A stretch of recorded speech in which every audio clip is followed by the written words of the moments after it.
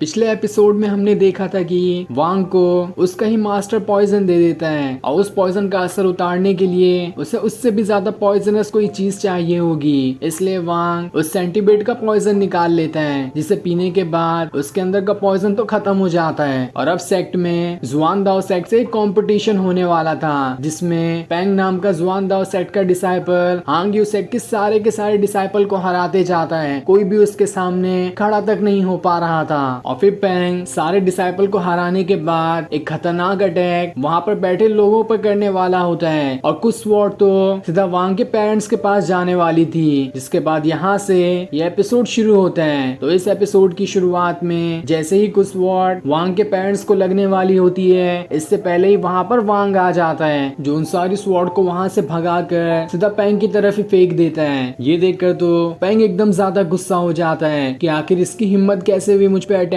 करने की। इसलिए वो पूरी पावर्स का इस्तेमाल करते हुए वांग के ऊपर अटैक करने की कोशिश कर रहा होता है, लेकिन वांग तो उसे काफी कड़ी टक्कर दे रहा था। पेंग उससे कहता है, तुम तो सिर्फ बॉडी और की 6th लेवल पर ही हो ना, तो तुम्हारे पास इतनी पावर्स कैसे आई। लेकिन वांग ने तो अपनी पावर्स दबा कर रखी थी, जो कि उसे सीतू ने सिखाया था, ताकि कोई भी जल्दी उसकी पावर्स ना पहचान सके कि वो 6th लेवल पर नहीं बल्कि बॉडी और के 14th लेवल पर पहुंच चुका है। इसी वजह से तो वो कड़ी टक्कर दे रहा होता है पेंग को और उसे उठा कर पटके जा रहा होता है। जिस चीज को देखकर पेंग और वहां पर मौजूद सारे के सारे डिसाइपल एकदम हैरान थे कि आखिर वांग को हो क्या गया है, वो इतनी आसानी से पेंग को टक्कर कैसे दे रहा है। तब पेंग वहां पर अपने स्नेक को समन कर लेता है और उसकी मदद से वांग के ऊपर अटैक करने की कोशिश कर रहा होता है, लेकिन वांग उस स्नेक के भी सारे अटैक से बड़ी ही आसानी से बच जाता है और उसके ऊपर अपनी स्वॉर्ड ही घुसा देता है, जिस वजह से एक स्नेक तो मारा जाता है, लेकिन अब दूसरा स्नेक वांग के पीछे पड़ चुका था। इसलिए वांग एक फायर बॉल बनाते हुए उसे उस स्नेक के पेट के अंदर ही घुसेड़ देता है और उसे डालने के बाद उसे वहीं पर विस्फोट कर देता है, जिस वजह से ये वाला स्नेक भी मारा जाता है। और अब ये चीज देखकर पेंग के तो पसीने छूट रहे थे कि आखिर ये है कौन, इसके पास कितनी ज्यादा पावर्स हैं, जो इसने मेरे दोनों स्नेक को बस 1 सेकंड के अंदर ही खत्म कर दिया।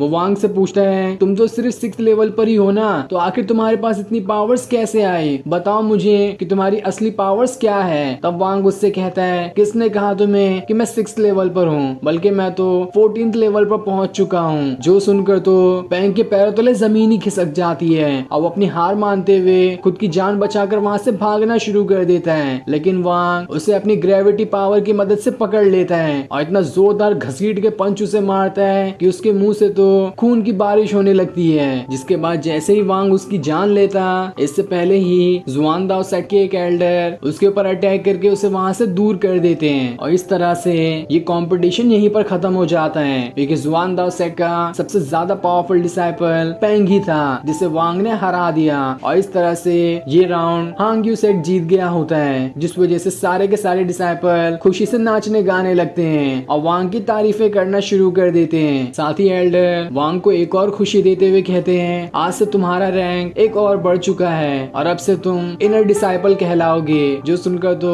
वांग भी काफी ज्यादा खुश हो जाता है। वहीं मू वान वांग की इस टेक्निक को देखकर तो काफी ज्यादा खुश होती है कि वांग तो सच में बहुत ज्यादा पावरफुल है और जितना ही वो पावरफुल है उसका दिल भी उतना ही साफ है। पर जैसे वो उससे मिलने जा रही होती है, उसका भाई उसे रोक लेता है और उससे कहता है, ये टाइम सही नहीं है, अभी हमें यहाँ से जाना होगा। दूसरी तरफ जुआन दाओ सेक्ट के सारे डिसाइपल वहाँ पर अपने सेंटीपेड को ले आते हैं और उसके ऊपर सवार होकर वहाँ से अपने जुआन दाओ सेक्ट जाने के लिए निकल जाते हैं। अब जैसे ही कंपटीशन खत्म होता है, वांग अपने पेरेंट्स के पास आता है, जो उसे देखकर बहुत ज्यादा खुश होते हैं और उनकी आंखों से आंसू निकल कर आ रहे थे और उन्हें अब किए हुए अपने फैसले पर काफी प्राउड महसूस हो रहा होता है कि उन्होंने बहुत अच्छा किया वांग को इमॉर्टल बनने के लिए भेजकर, क्योंकि वांग इसी के लायक है। उनका बेटा आगे चलकर बहुत ज्यादा पावरफुल बनकर दिखाएगा। साथ ही उसकी माँ वांग के लिए अपने हाथों से बनाया हुआ खाना भी लेकर आती है, क्योंकि उसने न जाने यहाँ पर रहकर कितने दिनों से क्या खाया होगा और क्या नहीं खाया होगा। ये देखकर तो वांग की भी आंखों से बहुत सारे आंसू निकल आते हैं और वो एक फायर बॉल उन्हें देते हुए कहता है, आज के बाद आपको जब भी कोई खतरा महसूस हो तो बस इसे तोड़ देना, मैं कहीं पर भी रहूंगा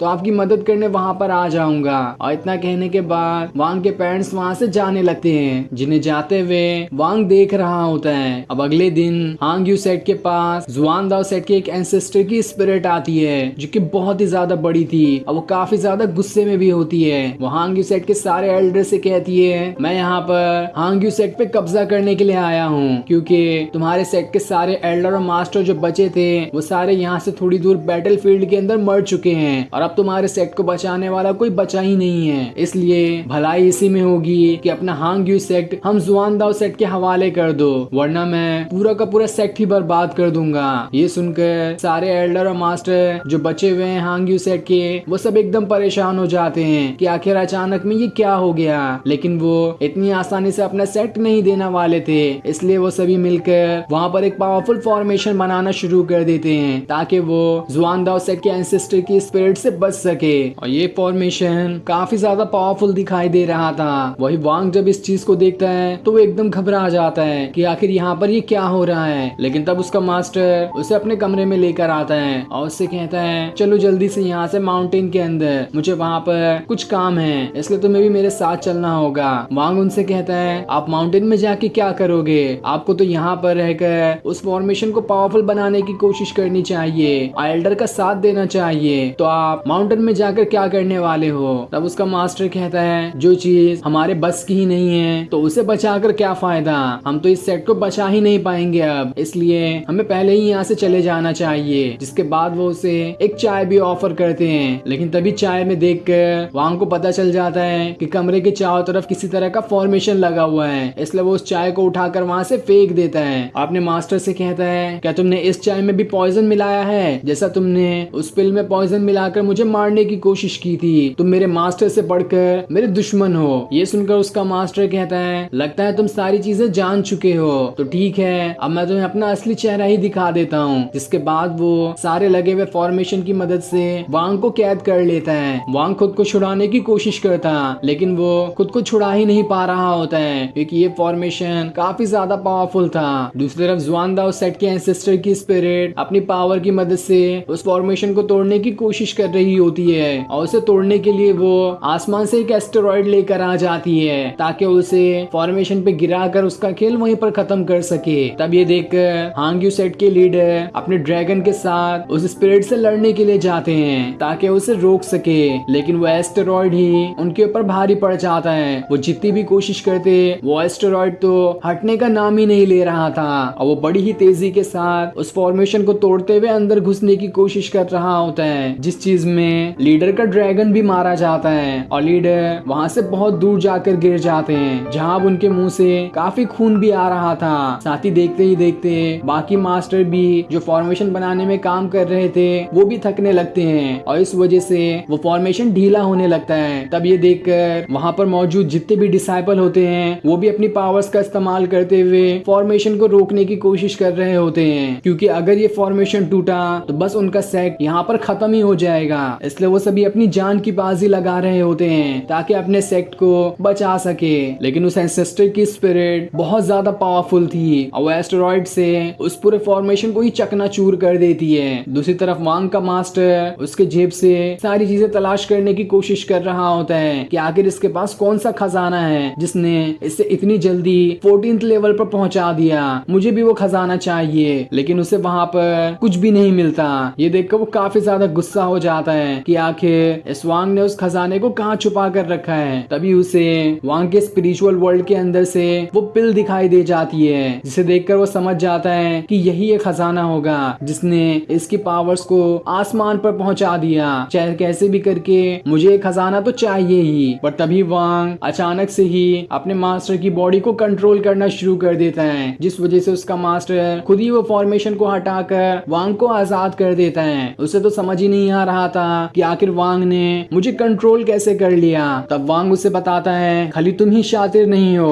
तुमसे ज्यादा शातिर मैं हूँ। जब पहली बार मैं यहाँ पर आया था तभी मुझे मालूम पड़ गया था कि तुमने मुझे पॉइजन दिया है, इसलिए अगली बार मैंने तुम्हारी ही चाय के अंदर बॉडी कंट्रोल वाला हर्ब मिला दिया था, जिस वजह से अब मैं तुम्हारी बॉडी को कंट्रोल कर सकता हूँ। जिसके बाद वो इतना घसीट के उसके मुंह पे पंच मार देता है कि ये देखकर तो ऐसा लग रहा था कि उसका मास्टर वहीं पर मर गया। लेकिन अभी कुछ कंफर्म नहीं बताया जाता कि ये मर गया है या फिर अभी बेहोश है। दूसरी तरफ हांग यू सेक्ट पूरी तरह से बर्बाद होने के कगार पे पहुंच गया होता है। तब एंसेस्टर की spirit Hong you sect set के सारे डिसाइपल से कहती है मैं तुम्हें एक मौका देता हूँ, अगर तुम हमारे जुआनदाओ सेक्ट में आने के लिए शामिल हो जाओ तो मैं तुम्हारी जिंदगी बदल दूंगा और तुम्हें कोई भी आगे चलकर परेशानी नहीं होगी। ये सुनकर तो काफी सारे डिसाइपल जुआनदाओ सेक्ट में शामिल होने के लिए मान जाते हैं। जो चीज देखकर तो हांग्यू सेक्ट के एल्डर और मास्टर को भी काफी बुरा लगता है कि इतनी जल्दी हमारे सेक्ट के डिसाइपल हमें धोखा देने के लिए तैयार हो गए, लेकिन तब भी वो क्या ही कर सकते थे क्योंकि अभी उनके पास तो कोई ऐसी चीज है ही नहीं जिसे देखकर वो अपने डिसाइपल को अपनी तरफ कर सके।